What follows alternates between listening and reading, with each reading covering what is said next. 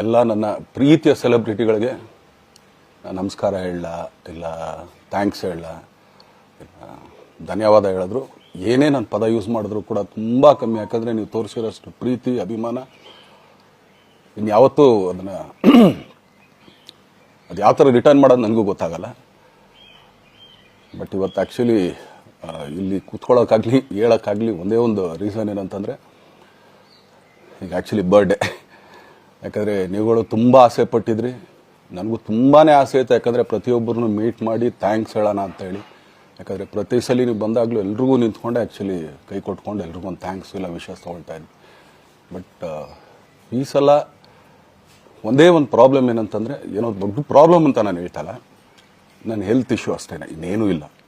ಯಾಕಂದರೆ ನಾನು ತುಂಬ ಹೊತ್ತು ನಿಂತ್ಕೊಳ್ಳೋಕ್ಕಾಗಲ್ಲ. ಯಾಕಂದರೆ ಏನು ಪ್ರಾಬ್ಲಮ್ ಅಂತ ನಿಮ್ಗಳಿಗೂ ತುಂಬ ಚೆನ್ನಾಗಿ ಗೊತ್ತು. ಯಾಕಂದರೆ ನಿಂತ್ಕೊಂಡು ನಾನು ಆ್ಯಕ್ಚುಲಿ ಎಲ್ರಿಗೂ ವಿಶ್ ಮಾಡೋಕ್ಕೆ ನನ್ನ ಕೈಲಿ ಆಗಲ್ಲ ಅಂತ. ಯಾಕಂದರೆ ಯಾವಾಗ ಇಂಜೆಕ್ಷನ್ ತೊಗೊಳ್ತೀನೋ ಒಂದು 15-20 ದಿನ ಅಲ್ಲಿ ಬಿ ಓಕೆ. ಬಟ್ ಆಮೇಲೆ ಮತ್ತೆ ಅದ್ರ ಪವರ್ ಕಮ್ಮಿ ಆಗ್ತಿರಂಗೆ ಪೇನ್ ಸ್ಟಾರ್ಟ್ ಆಗುತ್ತೆ. ಸೊ ಆಪ್ರೇಷನ್ ಅನ್ನೋದು ಕಟ್ಟಿಟ್ಟು ಬುತ್ತಿ, ಅದು ಎಲ್ರಿಗೂ ಗೊತ್ತು, ನನಗೂ ಗೊತ್ತದು. ಸೊ ಅದಂತೂ ಮಾಡಿಸ್ಲೇಬೇಕು ನಾನು. ಆದರೆ ಈಗಿರೋ ಕೆಲಸಗಳಲ್ಲಿ ಯಾರಾದ್ರು ನಾನು ಒಪ್ಕೊಂಡಿದ್ದೀನಿ ಸಿನಿಮಾಗಳು. ಸೊ ಯಾಕಂದರೆ ನಾನೆಲ್ಲ ನನ್ನ ನಿರ್ಮಾಪಕರಿಗೂ ಥ್ಯಾಂಕ್ಸ್ ಹೇಳೋಕ್ಕೆ ಇಷ್ಟಪಡ್ತೀನಿ. ಯಾಕಂದರೆ ಇಷ್ಟು ದಿನ ಕಾದರು. ಸೊ ಅದೊಂದು ರೀಸನ್ಗೋಸ್ಕರ ಅವ್ರುಗಳು ಆ್ಯಕ್ಚುಲಿ ಇಷ್ಟು ದಿನ ಕಾದಿದ್ದಾರೆ. ನಾನು ಅವ್ರುಗಳಿಗೆ ಅನ್ಯಾಯ ಮಾಡಬಾರ್ದು. ಯಾಕಂದರೆ ಅವರು ಒಂದು ಏನೇನೋ ಪ್ರಾಜೆಕ್ಟ್ಗಳನ್ನು ಕೊಟ್ಟಿರ್ತಾರೆ ಅಂಥೇಳಿ. ಸೊ ಅದಕ್ಕೋಸ್ಕರ ಸ್ವಲ್ಪ ಇದು ಮಾಡ್ತಾಯಿದ್ದೀನಿ. ಯಾಕಂದರೆ ಎಲ್ಲರಿಗೂ ಪುಷ್ ಆಗುತ್ತೆ ಅಲ್ಲಿವ್ರಿಗೆ ಪುಷ್ ಮಾಡೋಣ ಅಂತ ನಾನು ಟ್ರೈ ಮಾಡ್ತಾಯಿದ್ದೀನಿ, ಇಲ್ಲ ಅಂತಲ್ಲ.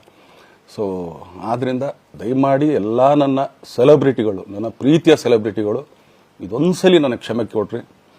ಯಾಕಂದರೆ ನಾನು ಸಿಗ್ತೀನಿ, ನಾನು ಸಿಗಲ್ಲ ಅಂತಲ್ಲ, ಖಂಡಿತ 101% ನಾನು ಸಿಕ್ಕೇ ಸಿಗಬೇಕು. ಯಾಕಂದರೆ ನಿಮ್ಮೆಲ್ಲ ಇಂಡಿವಿಜುವಲಿ ನಾನು ಥ್ಯಾಂಕ್ಸ್ ಹೇಳಲೇಬೇಕು ಅದನ್ನು.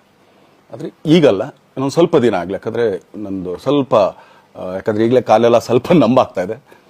ಸೊ ಸ್ವಲ್ಪ ನಮ್ಮ ಡಾಕ್ಟರ್ ಹತ್ರ ಎಲ್ಲ ನಾನು ಕನ್ಸರ್ನ್ ಮಾಡಿ ಏನು ಮಾಡ್ಬೋದು ಅದಕ್ಕಿನ್ನು